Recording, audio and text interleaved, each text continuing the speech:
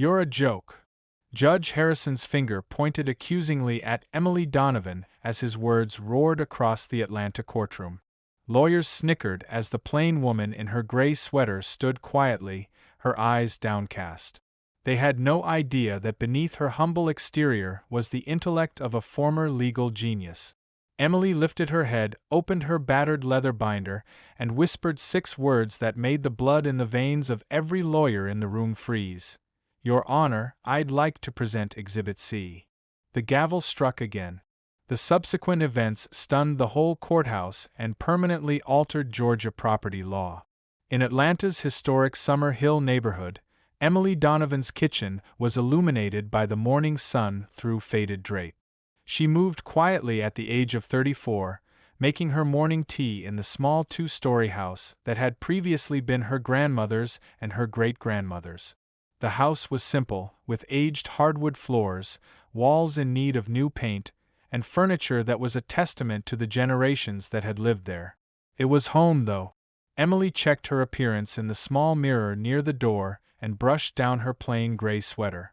She had no makeup on her face and her dark hair was pulled back in a handy bun.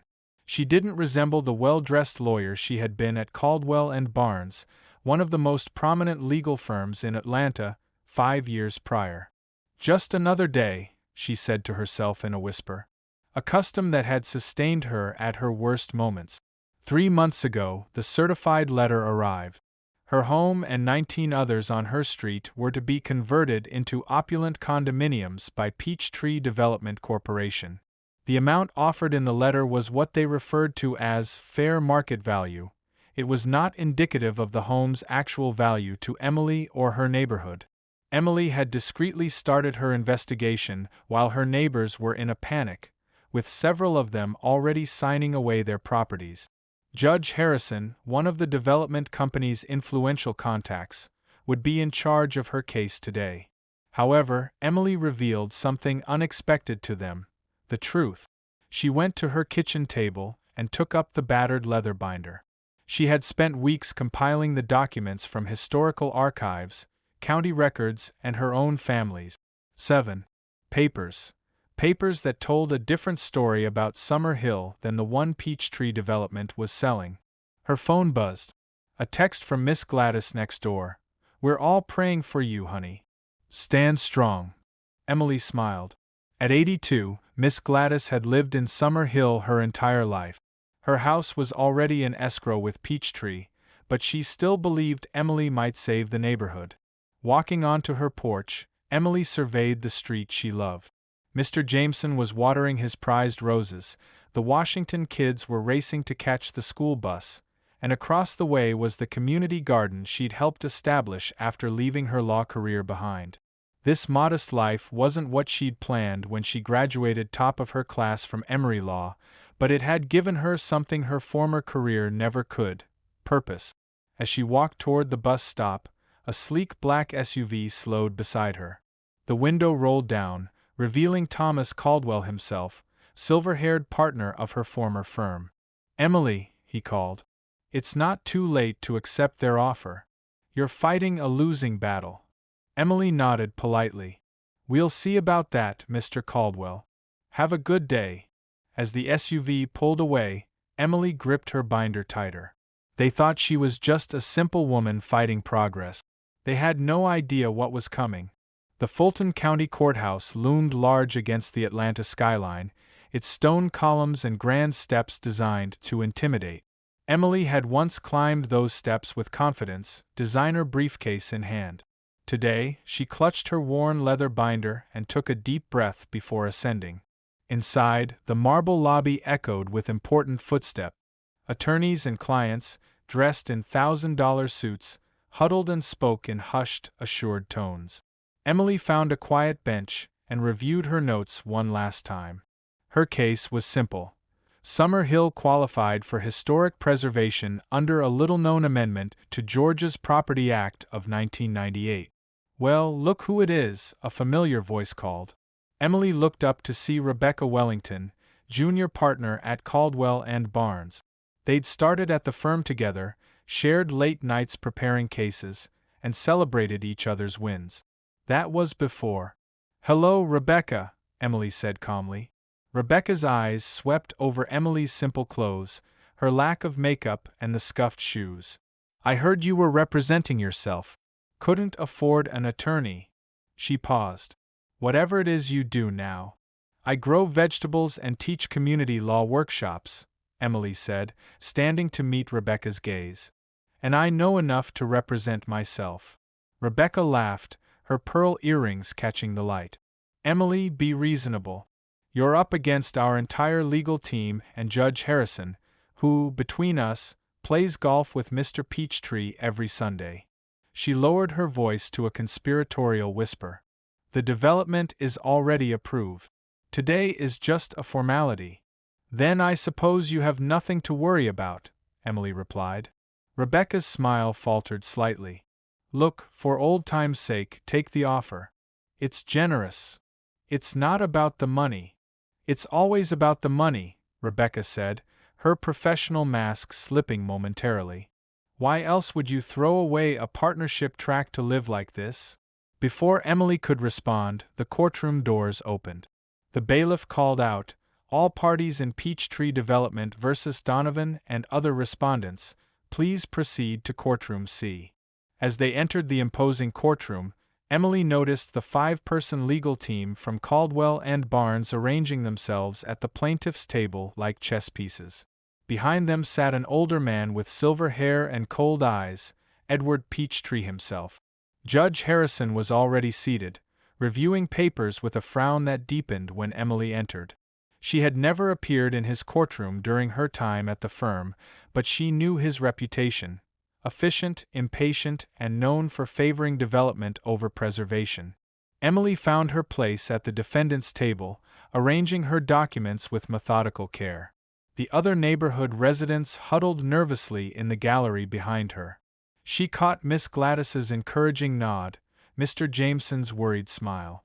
As the proceedings began, Emily's mind drifted back to the night 3 months ago when her journey to this moment truly began. The community meeting at Summer Hill Baptist Church had been packed with anxious homeowners, many already clutching Peachtree settlement check. "They're saying we don't have a choice," Mrs. Washington had said, her voice trembling. "That eminent domain gives them the right." Emily had listened, blood boiling, as the Peachtree representative, a young man in an expensive suit, explained how progress couldn't be stopped, but they were being more than generous. That night, after everyone had gone home, Emily had sat alone in her grandmother's study, surrounded by family photo albums and faded newspaper clippings. Her grandmother, Ella Donovan, had been a community historian, meticulously documenting Summer Hill's rich past as one of Atlanta's oldest historically black neighborhoods, established by formerly enslaved people after the Civil War. "The truth is in the details," Emily's grandmother had always said. And so, Emily had begun to dig. For weeks, she'd spent every spare moment at the Atlanta History Center, the County Records Office, and the Georgia State Archive. She'd taken personal days from her part-time job at the community garden to travel to the state capitol, searching for the legislative records of the 1998 Property Act. What she discovered, buried in subsection 47B of the amendment, was extraordinary. Properties with documented historical significance to marginalized communities were eligible for special preservation status, requiring additional review beyond standard eminent domain proceedings. The provision had never been successfully invoked, likely because few people knew it existed. It had been added by a retiring black state senator as a last act before leaving office, tucked into a larger bill primarily concerned with commercial zoning. Emily still remembered the moment she found it, sitting in a dusty corner of the state archive.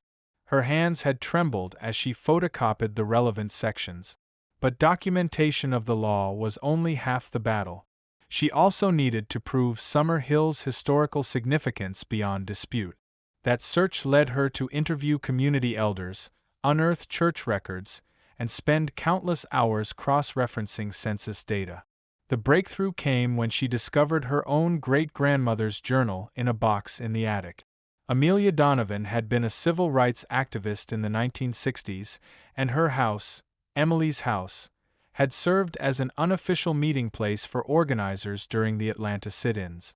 Amelia's journal contained not only her personal accounts but also letters from prominent civil rights leaders thanking her for providing a safe haven in Summer Hill.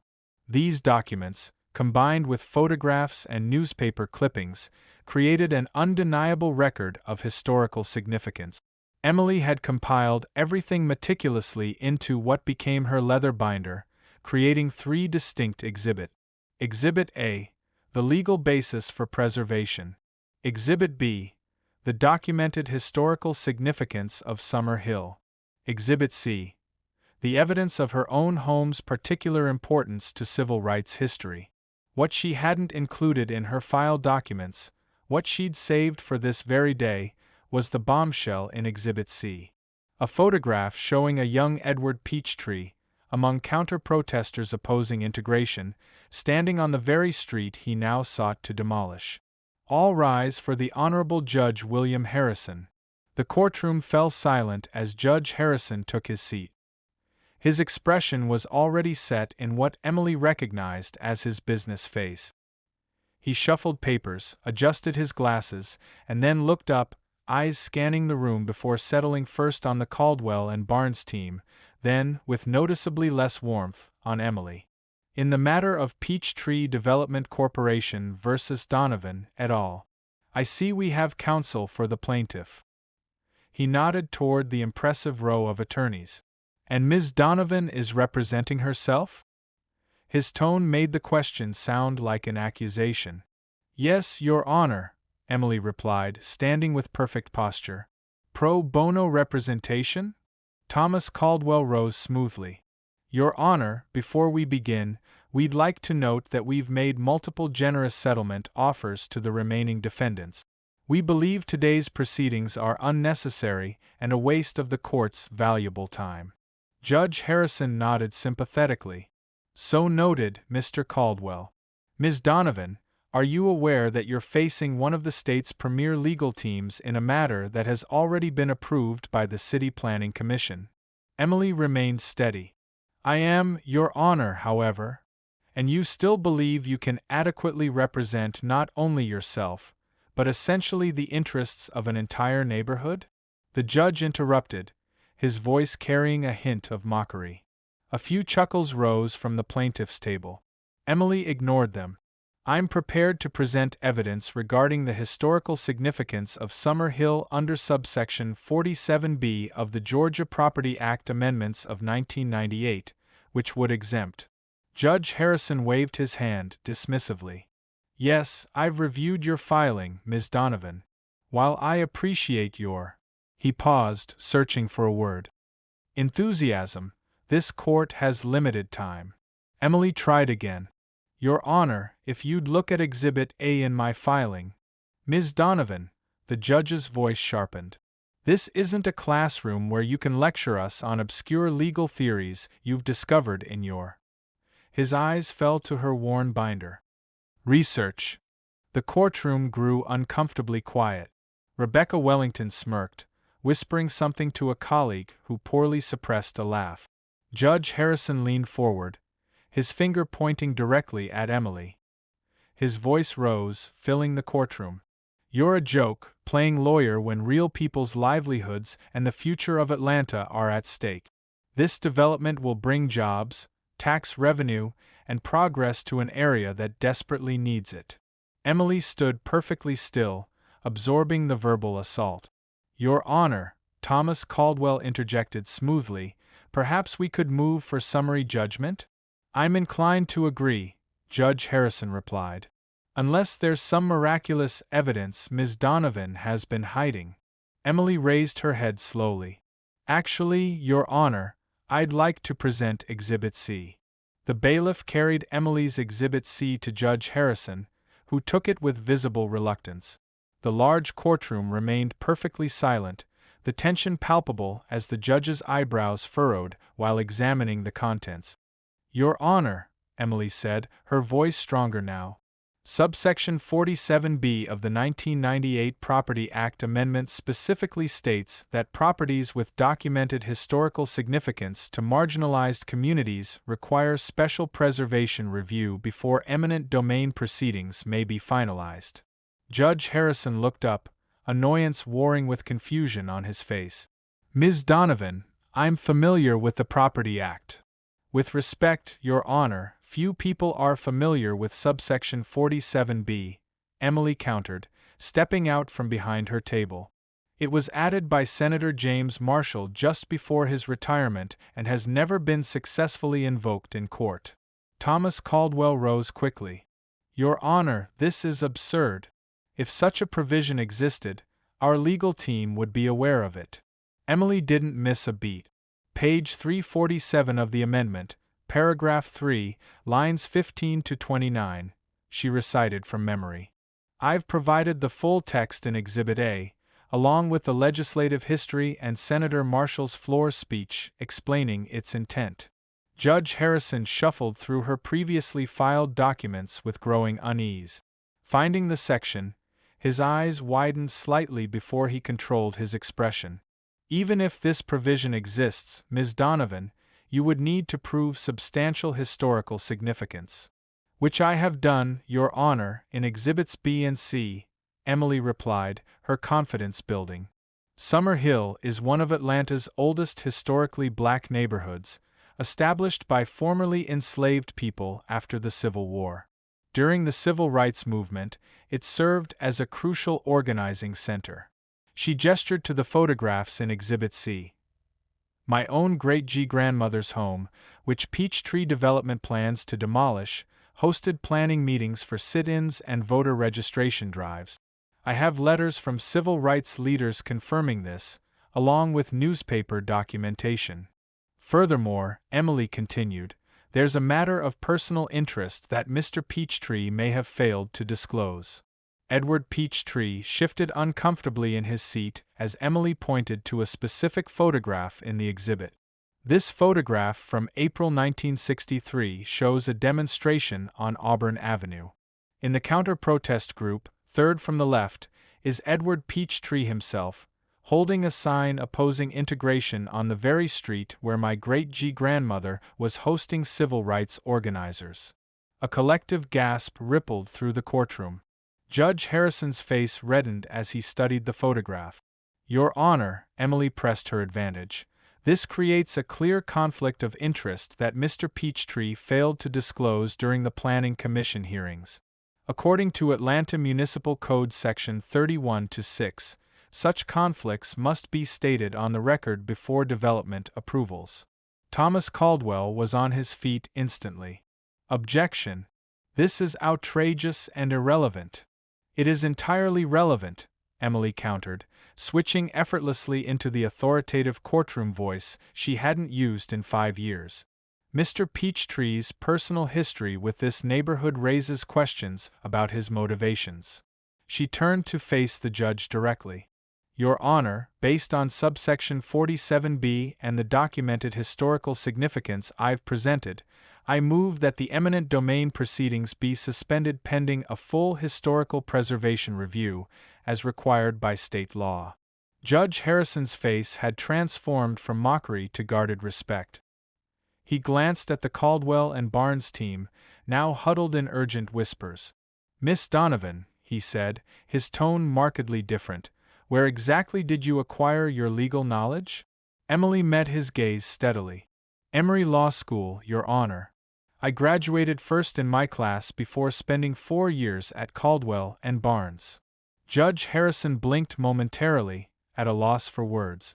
Thomas Caldwell cleared his throat, glancing uncomfortably at Edward Peachtree, whose face had lost its color. Miss Donovan worked at our firm several years ago, Caldwell confirmed reluctantly. She was quite promising. More than promising, Emily corrected calmly. I was on partnership track, handling major cases including the Clayton County preservation dispute that bears significant similarities to this one. The shift in the room was palpable. What had begun as a seemingly one-sided case had become something else entirely. Judge Harrison studied Emily with new eyes, his earlier condescension replaced by cautious respect. If you were such a promising attorney, Miss Donovan, why did you leave the profession? He asked, genuine curiosity in his voice. Emily took a deep breath.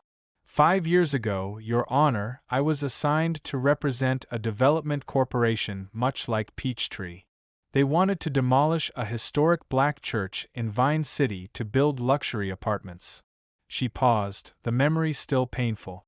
During discovery, I found documents proving the church qualified for historical preservation.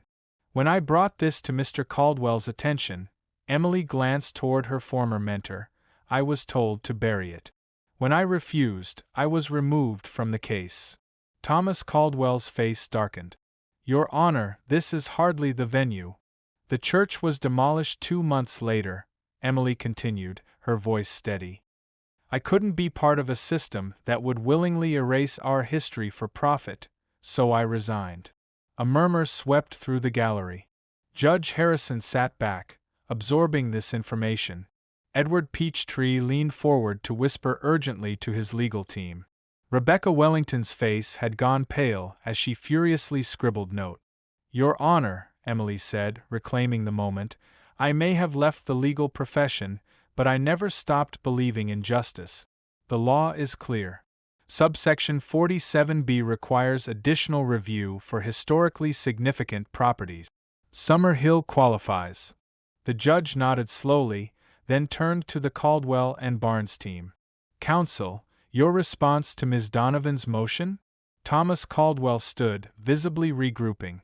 Your Honor, while Miss Donovan's historical research is interesting, we maintain that the city's eminent domain authority supersedes any obscure subsection. Emily smiled slightly. Your Honor, if Mr. Caldwell questions their authenticity, I've brought the originals, verified by the Georgia Historical Society just last week. Judge Harrison raised his hand. That won't be necessary just yet. He paused, studying Emily thoughtfully. It seems I may have underestimated you, Miss Donovan. Many people do, Your Honor, Emily replied quietly.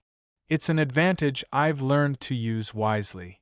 After a 15-minute recess to review the evidence, Judge Harrison returned to the bench with a composure markedly different from his earlier demeanor.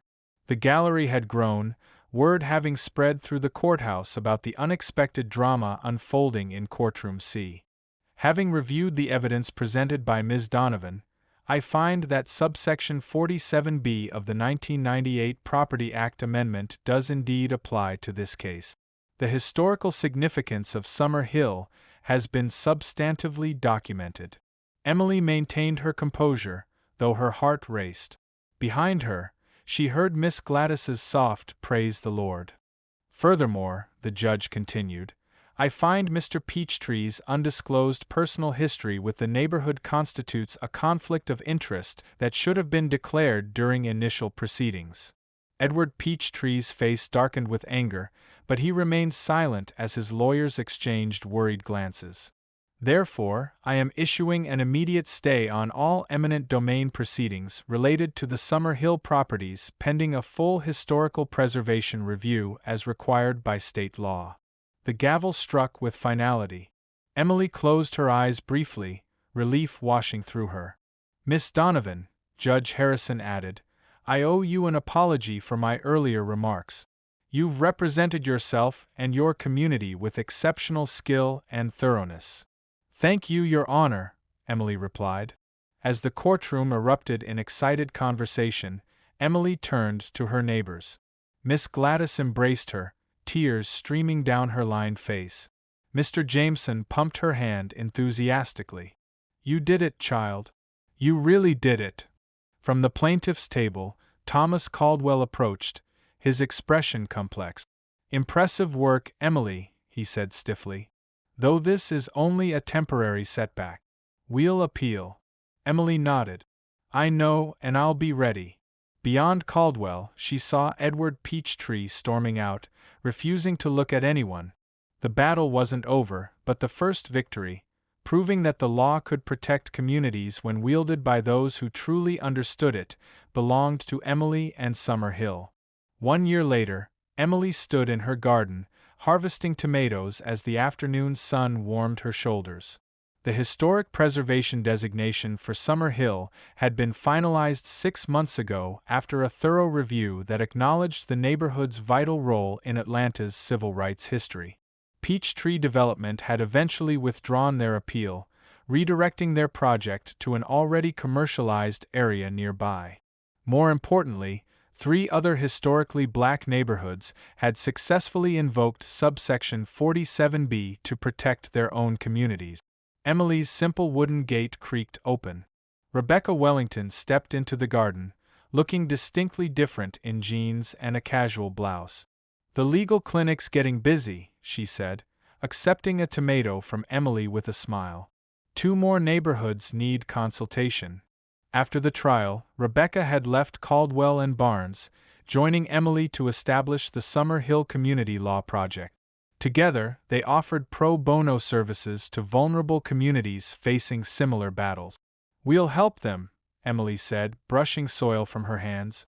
She looked down the street where children played hopscotch on sidewalks that had once hosted civil rights leaders. Miss Gladys waved regally from her porch. Some still saw Emily as just a simple woman in a gray sweater. But Emily knew that sometimes, in the right hands, simplicity was its own kind of power. If this story touched your heart, remember that appearances can be deceiving and true brilliance often comes from unexpected places. Like Emily, many people in our communities fight unseen battles with quiet determination and wisdom. Have you ever been underestimated or witnessed someone being judged unfairly based on appearances? Share your thoughts in the comments below. Where are you watching from today? We'd love to hear from our viewers across America. Don't forget to subscribe for more powerful stories of courage, justice, and the triumph of the human spirit. Together, we can celebrate those who fight for what's right, regardless of who's watching.